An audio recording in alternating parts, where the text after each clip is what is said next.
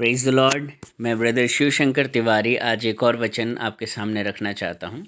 आज हम देखेंगे रोमियो की किताब उसका पहला अध्याय और उसकी 25वीं आयत। यहाँ पर लिखा है, और मनुष्यों ने इस सृष्टि की उपासना और सेवा की, ना कि उस सृष्टिकर्ता की, जो कि सदा धन्य है। आमीन।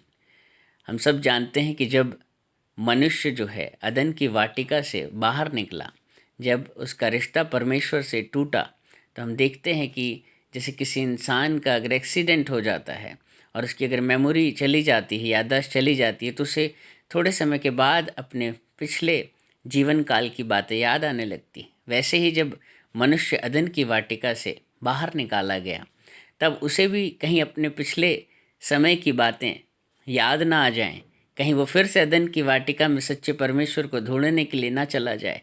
शैतान ने उनके दिमाग में कई तरह के विचार डालने शुरू किए, है ना। जैसे बाइबल में लिखा है कि मेरी भेड़ें मेरा शब्द पहचानती हैं। तो हम स्वभाव से ही हमारे अंदर एक भेड़पन है और हम कहीं ना कहीं चरवाहे को ढूंढते हैं। मनुष्यों ने भी अपने चरवाहे को ढूंढना शुरू किया। उनको भी याद आई कि हाँ, ज़रूर हमें किसी ने बनाया है, हम बच्चे हैं, कोई हमें संभालता है, कोई हमसे रोज़ मिलने आता था, वो कौन है।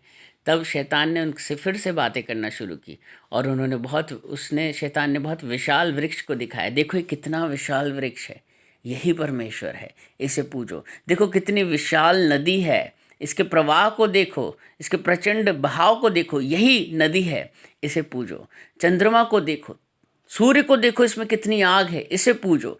इस तरह से शैतान ने कई तरह के, है ना, सृष्टि की चीज़ों को दिखाकर मनुष्यों को बाध्य किया, मनुष्य को प्रभावित किया कि वो इन्हें पूजने लगे। मनुष्य इनसे भी नहीं जब माना, तो उसने लकड़ियों से, उसने पत्थरों से कई तरह से परमेश्वर के स्वरूप को बनाने की कोशिश करी। मनुष्य ने सोचा कि इंसानों के 2 हाथ होते हैं, तो परमेश्वर के तो ज़रूर 4 होंगे।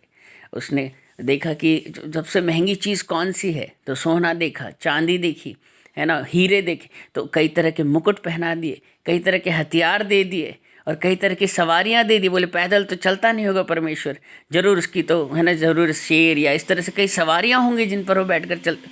आज लोग अनजाने परमेश्वर को इस सृष्टि में ढूंढने की कोशिश कर रहे हैं, लेकिन वो सच्चे सृष्टिकर्ता को तो भूल ही गए।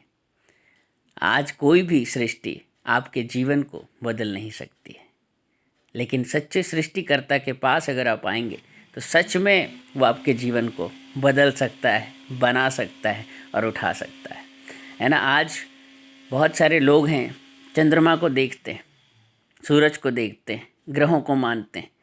अगर ये सारी चीज़ें आप देखिए, अगर ये आपके जीवन में बदलाव ला सकती, तो क्या कभी कोई, जो आप कह सकते हैं, तारा कभी टूटता, क्या चंद्रमा पर ग्रहण लगता। बहुत सारी बातें हैं। आप देखते हैं आज इंसानों का मन नहीं भरा जब इस सृष्टि से, तो उसने परमेश्वर की बनाई हुई सबसे सुंदर सृष्टि मनुष्य को ही, आज लोग इंसान को पूज रहा है। और आप देखेंगे इस जो इंसान है, ये भी वही इंसान वेंटिलेटर पर एक आम इंसान की तरह मरता है और लोग उन्हें आज भगवान बनाकर पूजते हैं। वो अपने आप को नहीं बचा पा रहे हैं, आपको क्या बचा पाएंगे। वो भी वेंटिलेटर पर आखिरी सांसें लेते हैं। आज सत्य को जाने। आज अगर किसी भी तरह का व्रत रखने से, चंद्रमा को देखने से अगर किसी के पति की आयु बढ़ती, तो मैं समझता हूँ भारत में सबसे ज़्यादा, आप कह सकते हैं, लंबी उम्र वाले जो है हस्बैंड्स देखे जाते हैं। आज हिंदुस्तान में तो डाइवोर्स होना ही नहीं चाहिए था। अगर आप किसी चंद्रमा को देखकर किसी भी तरह का कोई भी ऐसा अनुष्ठान करते हैं, तो आज तो इंडिया में किसी भी तरह का ना डाइवोर्स होना चाहिए था, ना लड़ाई झगड़े होने चाहिए। तो यहाँ के हस्बैंड्स की जो आयु होती वो भी बहुत लंबी होती। आज आप सृष्टि की उपासना कर रहे हैं। सृष्टि कभी भी आपके जीवन में बदलाव नहीं ला सकती, लेकिन अगर बदलाव लेकर आएगा कोई, तो वह सच्चा सृष्टिकर्ता, आप उसे पहचानें। प्रभु यीशु मसीह आप सबको आशीषित करें। Praise the Lord. आपकी अगर कोई प्रार्थना, निवेदन या गवाही या सवाल हैं, आप मुझे 6395893171 पे भेज सकते हैं। Praise the Lord.